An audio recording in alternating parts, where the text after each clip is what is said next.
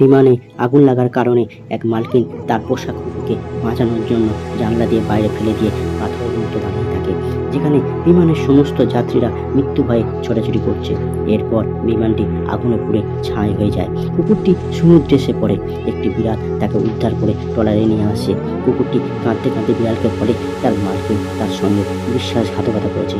বিড়াল কুকুরটির সান্ত্বনা দিয়ে মাছ খাইয়ে ঘুম পাড়িয়ে দেয়। 2 বছর পর বিড়াল আর কুকুর খেলতে খেলতে সমুদ্রের তীরে আসে। হঠাৎই কুকুরটি ঘ্রাণে তার মালকিনকে অনুভব করে। ঘ্রাণ নিতে নিতে কুকুরটি একটি বিমানের ধ্বংসাবশেষ দেখতে পায়। ধ্বংসাবশেষের ভিতরে গিয়ে দেখে এক কঙ্কাল তারই ছবি হাতে নিয়ে বসে আছে। কুকুরটির ভুল ভাঙে আর মালকিনের কঙ্কালকে জড়িয়ে ধরে হাহাকার করে কাঁদতে থাকে। কুকুর আর বিড়াল মাটি খুঁড়ে খুঁড়ে মালকিনের কঙ্কালকে সমাধি দেয়। কুকুরটি সমাধি আঁকড়ে ধরে ভাবে যে মালকিনকে আমি বিশ্বাসঘাতক ভেবেছিলাম, সেই মালকিন তাকে বাঁচানোর জন্য জীবন বিসর্জন দিয়েছে।